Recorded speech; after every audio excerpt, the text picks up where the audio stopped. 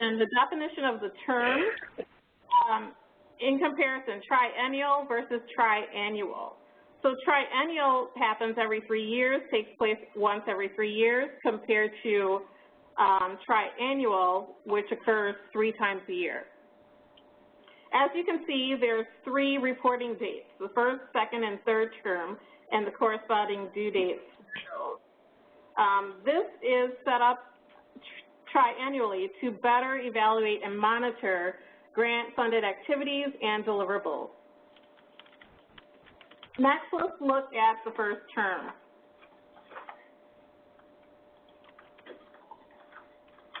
So during the first term, colleges or applicants have the bulk of their grant activity reports done, and they're waiting for some data confirmations prior to submission of the report by the due date.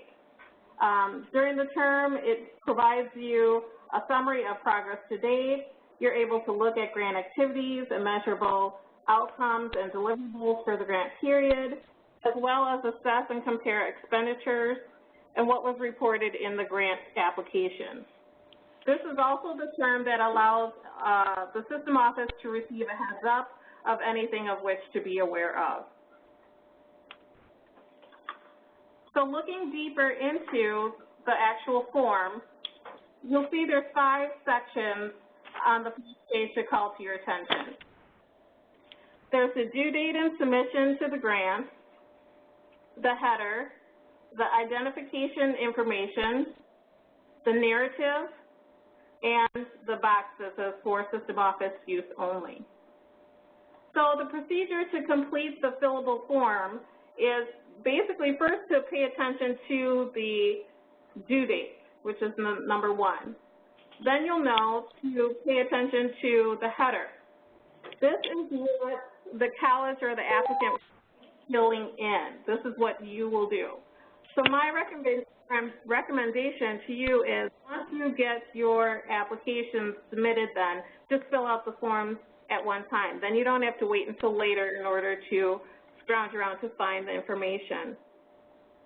So to insert the information into the header, as you know, you'll just double click on the header, fill in the information, project title, project number, and fiscal year, and then you're done with that. Click outside of it and then go to your identification information in the area 3 as highlighted right here. So accuracy is really important for contacting the college or applicant with questions on the report. We'll note the amount of the award for the award letter and the expenditures per date as of the specific date. Remember to report expenditures encumbered or spent, not obligated or planned, and then list the date. The information that you'll provide as far as the number served is from your grant application. So thereafter, the system office grant managers will contact you as the college or applicant when there's large variances compared to what the planned activities are and the projected number served compared to what is planned or anticipated. Next, looking at the narrative part, you'll be listing each outcome statement for the grant. This makes it easier for the system office grant managers to follow along, and each outcome may have, as you know, many activities. So just list the outcomes here and then follow with the activity status thereafter. We're suggesting that the activity status should be concise and an update. Another suggestion would be to complete this section, the outcome number and the outcome statement on each of the 3 forms when you're first completing your information so that it's easy just to report the activity status.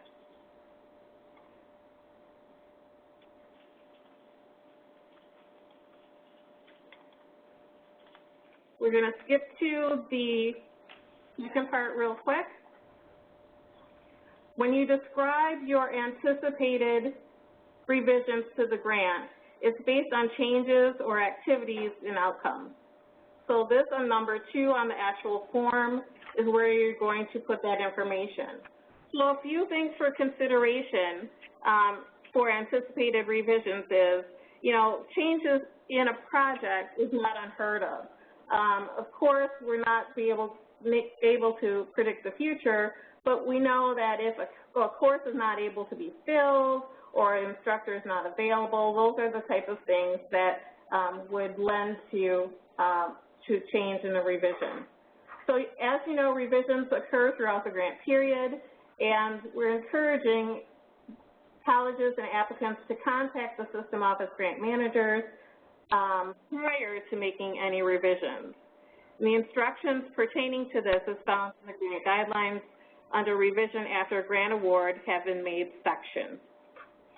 So the outcome or the activity number aligns with your grant application, its budgets, and the triannual report. So you'll see that sequential tie-in. One thing to consider as well is the anticipated revision in line with the intent of the original application submitted. It shouldn't be too far off. Also, before listing the revision, think about how the new activity will impact the outcome. If there's anticipated impact, determine if the activity is necessary to meet the outcome or the deliverable.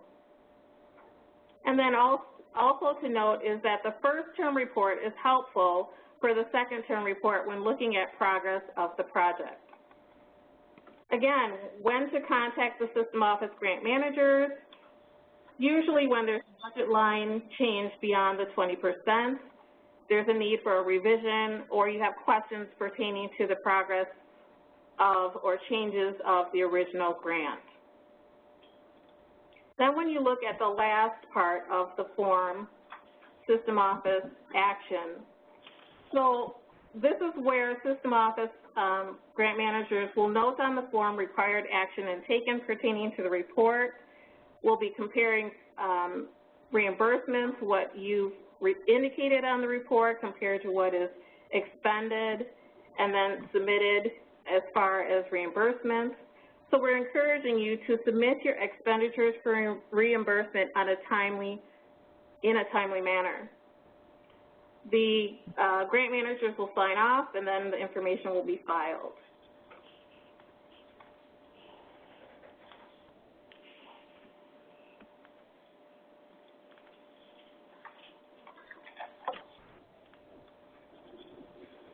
Okay.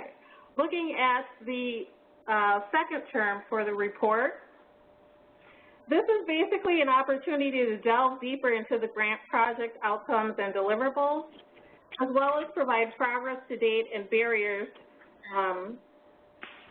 to your plan of action.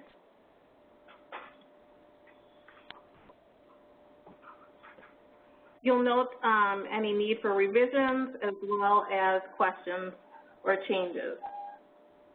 So again, looking at the same structure or similar structure for the second term, still submitting in the information by the due date, completing the header as noted, the same type of information as far as contact information, and you will see the actual number served as reported to client reporting as of the specific date. That's when you had put it in, so we'll know when around for reporting purposes. The number to be served is, again, copied over from the grant application, so what you put on that first term should be the same as what you put on the second term right here for that portion, and then getting into the narrative. So for the narrative part for project outcomes and deliverables, again, this is where I said you list your outcomes and the outcome statements. If you do that initially, it'll be easier for completion. But fill in that information. The activity information should be concise and an update, and basically describe the status of each activity that supports each outcome and include the client numbers served, any other measurables, and changes to the activity.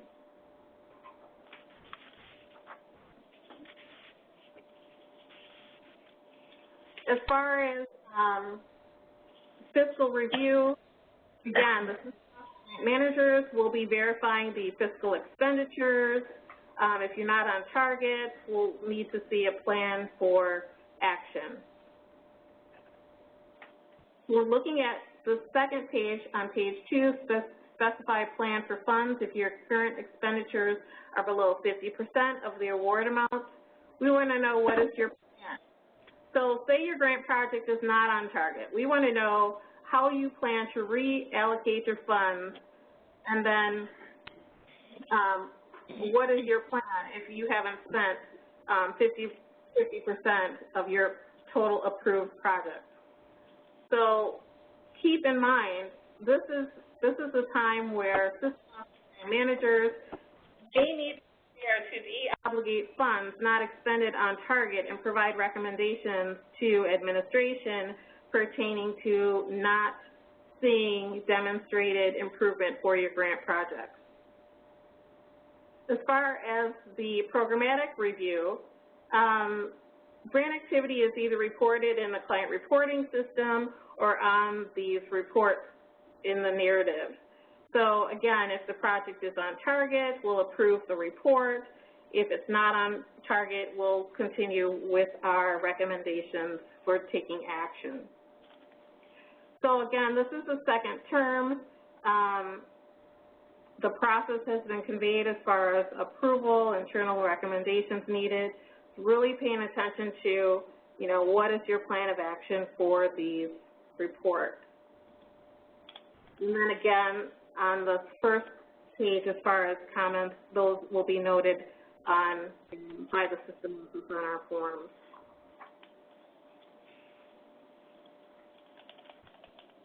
So one thing to note pertaining to the plan of action is we want to know what's going on. Feel free to contact the System Office Grant Managers with any questions. Expenditures should fall in line with what you've reported on your budget line in your SFR1s and your budgets as well. And then System Office Grant Managers must first approve any revisions before anything is done. So you have to get approval from the system office first. As far as proposing changes, again, I had noted that you really shouldn't propose anything that falls outside of the intent of the original application, and then work with your district plan coordinator or your applicable grant staff in your organization when you're submitting your revisions when you complete the report. We did receive a question pertaining to turnback funds forms due in February. There will not be turnbacks pertaining to has happened before. We're really looking at how you're expending your funds, and if it's not on target as far as what's anticipated, and review of your plan of action, then we're going to review that information and make recommendations thereafter.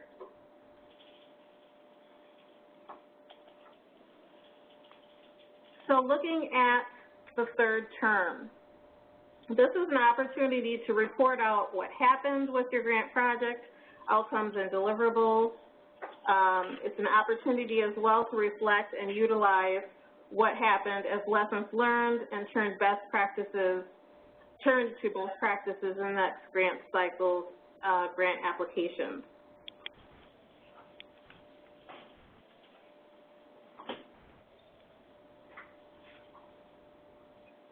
So looking at the third term form, you'll see it's due August 15th. Again, you're going to be submitting in your header information. You'll see one thing a little different on this form. This is the evaluation and monitoring report for the third term, as well as the final grant evaluation. So, review of the information, how your expenditures were spent, as usual, numbers served as you put on your first and second term report, and then the number served as reported in client reporting as of whichever date. And then the narrative, again, listing the project outcomes and deliverables, but then really looking at the end result of the activities completed to support the outcomes. So here's where you're going to put in the outcomes and the outcome statement. As I prefaced, it would be recommended to do that earlier than later, as that is really there. And then really describe the end results of activities completed and supported. So note what happened. Did your planned outcome and activities make it to the end as planned? Really, what happened?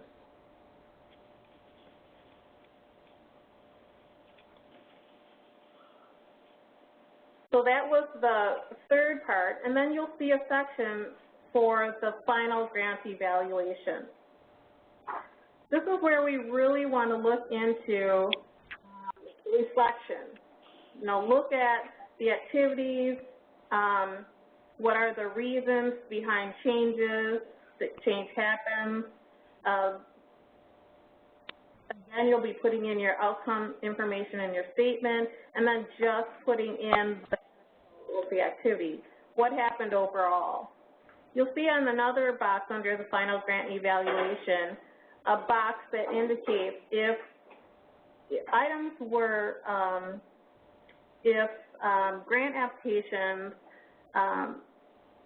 developed curriculum with grant funds to post it in WIDS. So this is just a reference that in accordance to grant requirements, the information was posted in the WTCS WIDS repository, and then you're just indicating yes, no, or not applicable if it didn't apply to the repository.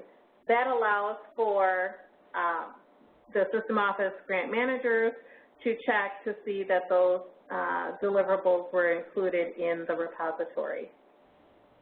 If grants did not require client reporting and used other records to report the number served, then you would put not applicable if it was something developed for WIDS or not. And then the last part is a final brief paragraph describing the best practices. So this is an opportunity to reflect on what happened during the grant period, best practices and accomplishments that you want to note here. And then that information is helpful to share as far as planning for the future, something that you can take note of, what worked, what didn't, what are ideas that you could have taken part of, what have you. After the form is completed, then again, the system office will note action taken or comments, and the form will be filed.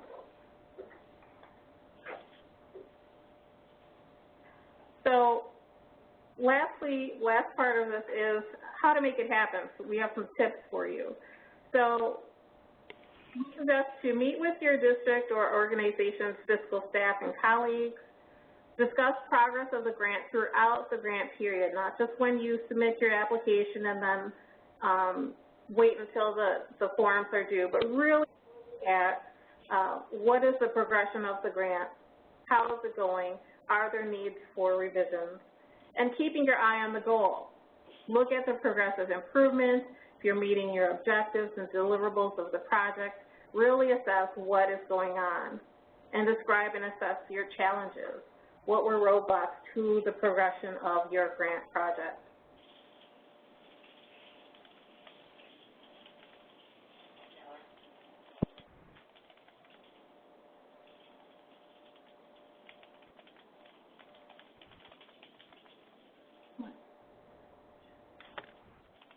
Okay, so there's a question about many of the grants do not require client reporting, so do we use internal records to report the number served? If you do not, if you're not required to report client in client reporting, then yes, you would use your internal records number served.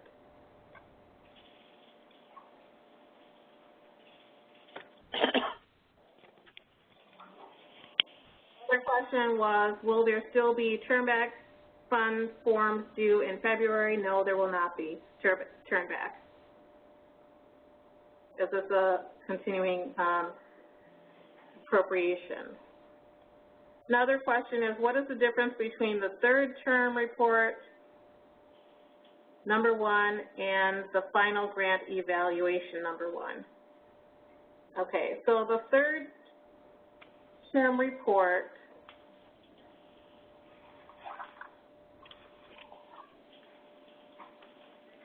the third term report, number 1, the project outcomes and deliverables, where you're listing your outcomes and outcome statements and then the end results of the activities completed.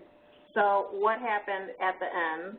And then the final grant evaluation is overall what happened, not just the third term. So the first part in number 1 is covering the third term period, and then the final grant evaluation is overall, if that makes sense. The next question is, are we supposed to list the full award amount on the first page, including institutional match, or just the funds received from WTCS?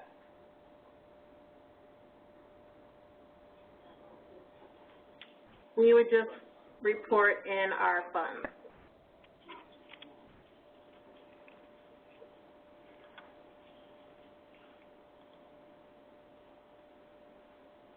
Just to note, the grant forms will be posted on the resources link as where the other forms are, so we'll be posting that shortly. And then the contact information for the grant category managers you'll find through the grants page as well. The webinar information will be posted on the resources area as well. Another question, the expenditures will be for the full amount of the project, or will, maybe that's a question, will expenditures be for the full amount of the project? Your expenditures will be for the grant award, so you're putting in your grant award. Because this is a continuing appropriation, will there be no cost extensions allowed? I'll get back to you on that. There's no carryover, assumption was. Hello? Can I ask a question? Sure, go ahead.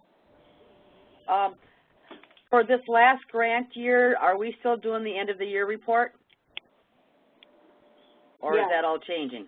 Because that's due, what, November 15th, I do believe, the end of the year? You'll still need to report that, yes. And I have another question. If we do a revision throughout the course of the year, and if we do a revision throughout the course of the year and it gets approved, does that change our amount of the award, or do we want to stay with the first amount that was awarded? We're not giving, usually you're not giving any extra money if there's a revision. What if like with the flexible funds, if I move them from one grant to the other? Because I have 3 of them. Yeah.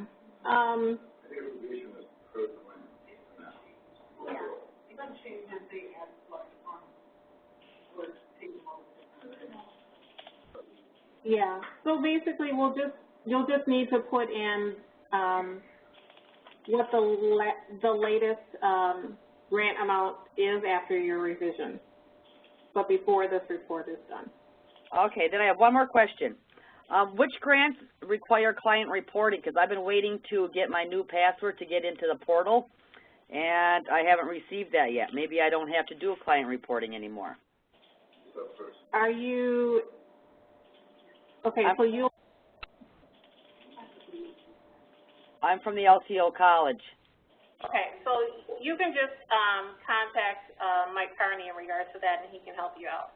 If you don't have the information, you can send me an email, and I'll send that information to you as well. Mike Carney, okay. All right, thank you. Mm-hmm. So there was a question.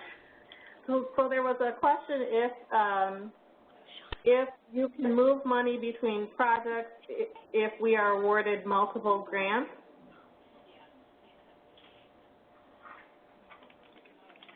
The only, the flexible funds are able to be utilized differently, but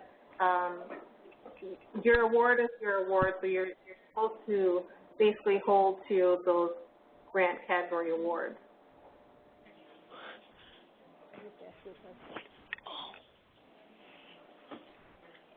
Any other questions? What are flexible funds? Okay, so that's pertaining to Perkins grant applications.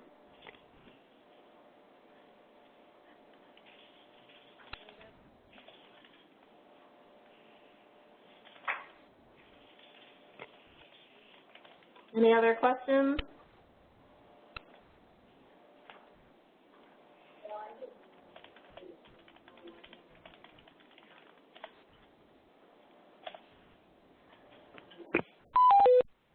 Okay, so the last question is, this form applies to all WTCS grants other than WAC grants? Yes, WAC grants are separate, and then all the other GPR, Perkins, and AFL grants will be using these triennial report forms.